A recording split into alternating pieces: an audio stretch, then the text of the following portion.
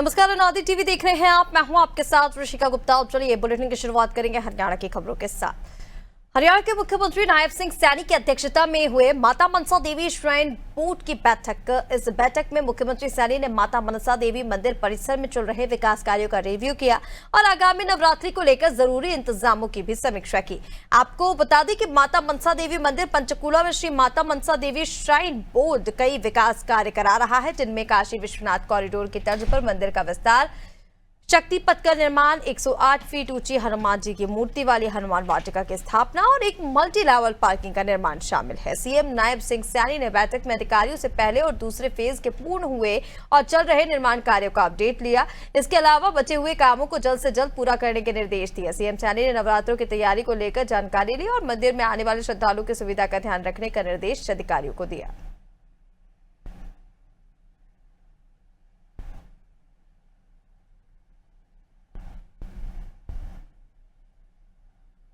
और इसके साथ ही हरियाणा के मुख्यमंत्री नायब सिंह सैनी ने सोमवार को चंडीगढ़ में प्रदेश के नव प्रशिक्षित ड्रोन पेशेवरों को प्रमाण पत्र वितरित कर उन्हें उज्जवल भविष्य की शुभकामनाएं दी। इस अवसर पर 252 ड्रोन पायलटों और 136 ड्रोन तकनीशियनों की डीजीसी अनुमोदित प्रमाण पत्र दिए गए। सीएम सैनी ने एवीपीएल एग्रीकल्चर ड्रोन पवेलियन और स्टार्टअप डिफेंस पवेलियन का भी उद्घाटन किया। सीएम ने हिसार के रिसाई से बने देश के सबसे बड़े डीजीसीए मान्यता प्राप्त ड्रोन प्रशिक्षण संस्थान और ड्रोन मैन्युफैक्चरिंग यूनिट का ई शुभारंभ भी किया।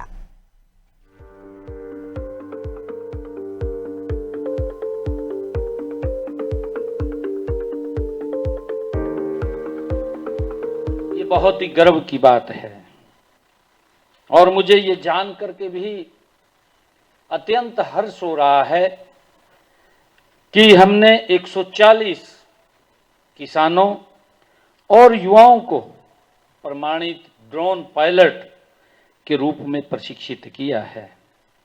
इसके लिए हरियाणा कौशल विकास मिशन की जो सूर्य योजना के तहत 112 और युवाओं को प्रशिक्षित किया गया है। हम सब जानते हैं कि इस प्रकार कुल 252 उम्मीदवारों ने डीजीसीए के जो प्रमाणित ड्रोन पायलट प्रशिक्षण वो सफलतापूर्वक पूरा किया है। मुझे ये भी खुशी है कि अब आप हरियाणा के कृषि तकनीकों परिवर्तन में महत्वपूर्ण योगदान देने के लिए पूरी तरह से आप लोग तैयार हैं। आप सबको बहुत बहुत साधुवाद है, बधाई है।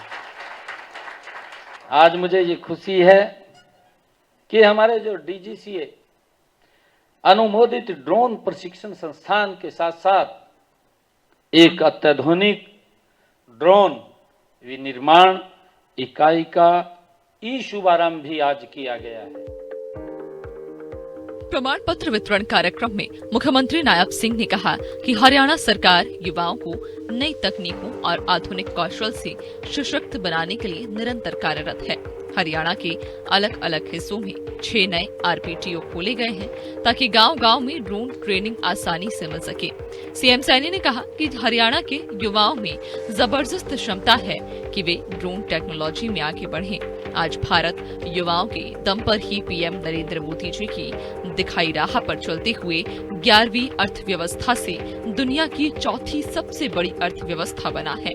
सीएम सैनी ने कहा कि हरियाणा सरकार युवाओं को नई तकनीकों और आधुनिक कौशल से सशक्त बनाने के लिए निरंतर कार्यरत है। कृषि में ड्रोन का उपयोग समय और श्रम को ये बचाने का काम करेगा। सटीक खेती को भी बढ़ावा देता है। इससे समय व धन की भी बचत के साथ साथ उर्वरक तथा कीटनाशकों का सदुपयोग भी होता है।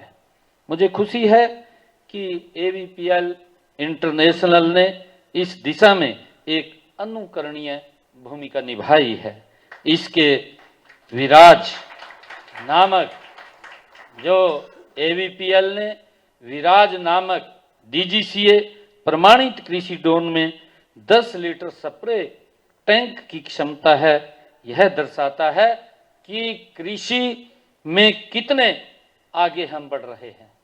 भाइयों, मुझे ये भी खुशी है कि और कैसे पारंपरिक खेती को आधुनिक तकनीक से जोड़कर और आधुनिक बनाया जा सके।